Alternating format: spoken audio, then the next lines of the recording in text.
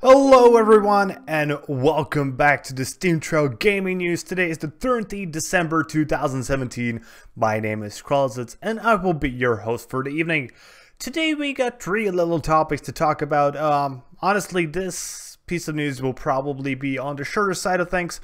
But what we will talk about today is that a new Harry Potter RPG has been announced for 2018. Nintendo wrapping up its mobile game production, and New Zealand saying that loot boxes are not gambling. But let's begin with the new Harry Potter game. So a new Harry Potter game called The Hogwarts Mystery should be coming to mobile, meaning Android and iOS, in 2018.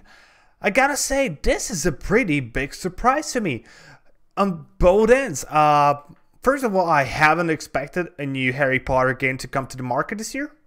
I don't think many people have, and if they had, well, you are some good prophets. Seriously, like, there wasn't really any information coming out of this prior, so if you just thought, oh yeah, 2018 we're getting a new Harry Potter game.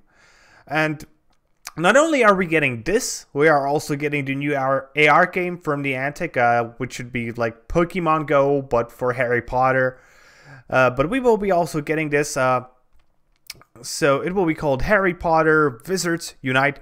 The announcement was published by Warner Brothers Interactive, showing that the game will be released for Android and iOS. It will be a very narrative-driven role-playing game set around you being a student at Hogwarts. And I think a lot of people will actually dig that quite a lot.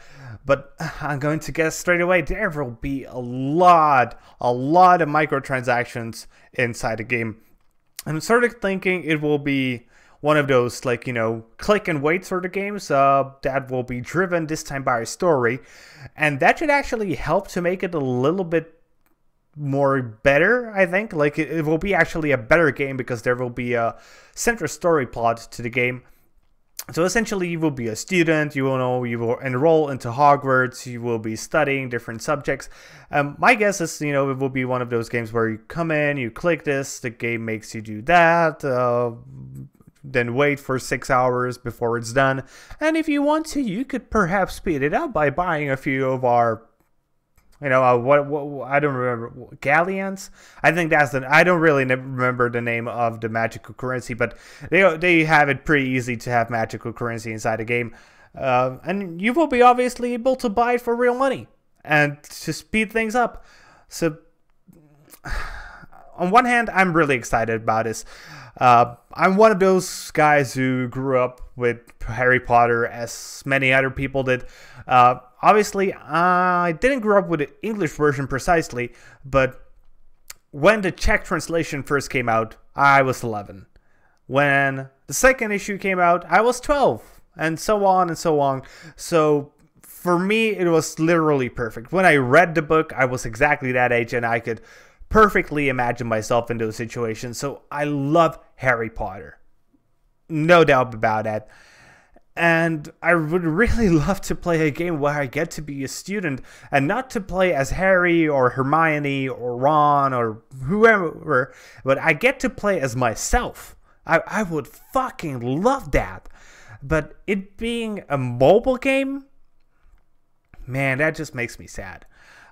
You know, I'm not a mobile gamer, and I do realize that a large portion of people do play phone games. Well, you know, I do occasionally as well, but I usually play a little casual shit. And this actually might be something I will play, but the fact that it is Harry Potter will certainly slightly push a lot of people to spend some money on it. So Warner Brothers, I think, will make a lot of money on Wizards Unite. Okay, our second piece of news is actually also about mobile gaming, but this time about Nintendo. So in the past, Nintendo hasn't really made that many games for mobile. It started with Super Mario Run, which I fucking hate. because it's just horrible.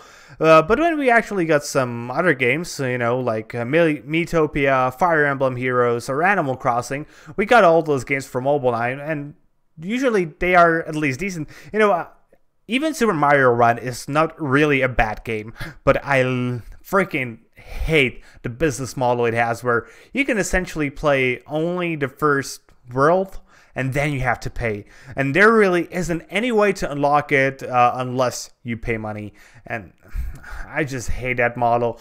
Though to a degree it is better than loot boxes. I always wish there is a free-to-play way to play the game, but I do understand that this is essentially a trial version. If you want to play for free, you will get a trial, and if you want to play the full version, yeah, pay. And you know what, man? It's an okay business model. I just wanted to play more of it, so I'm pissed. Yeah.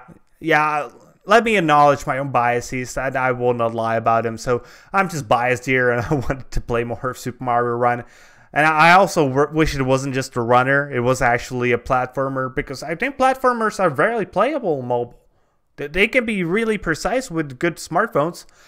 If you have even like a mid-tier smartphone, or even like a lower mid-tier smartphone, for example, I have the Xiaomi Redmi 4X, I think it would run perfectly and the controls would feel very precise. I still haven't met a game where the controls felt really imprecise if the game had at least some decent developers. Nintendo can obviously pay some decent developers for whatever project they want. But for the future, we will certainly see a lot more mobile games coming from Nintendo.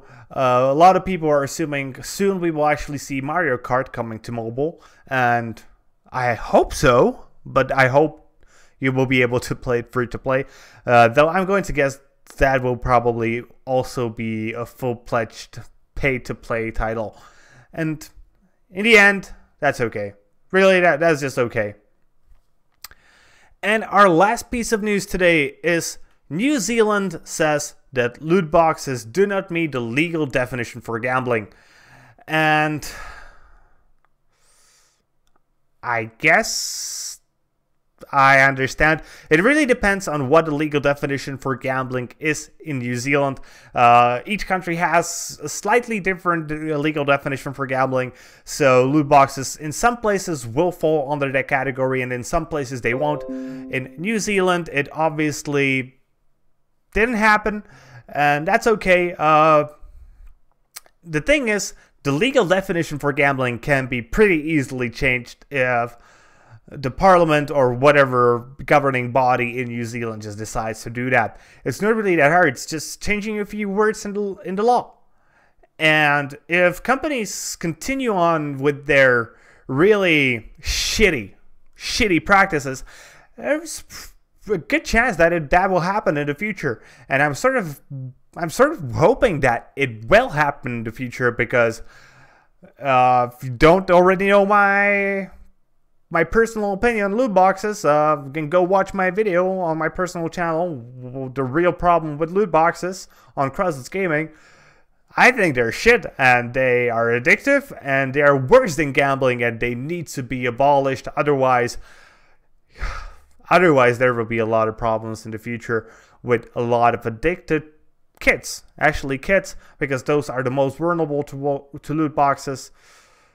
And if that doesn't happen, we will see a pretty large portion of a generation of kids just being addicted to buying shit in games. And while the game publishers might be really happy about that, because that means they are just going to get a constant stream of income from these addicted kids, it's really bad for society in general. Also, it's bad for the general view of the public of the gaming industry. And lately, the gaming industry was really in a good spot. A lot of people were thinking the gaming industry is much more consumer friendly than the Hollywood industry and the music industry, because of good publishers like CD Projekt Red making some good choices. It was really going well, and then EA has to come and screw it all up. So fudge EA.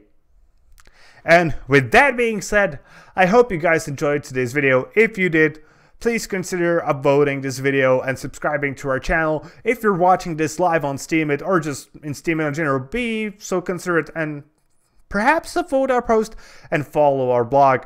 We will be your source of daily gaming news every single day. That's sort of the point of the word daily. And with that, that's going to be it. So see you guys later with more gaming content.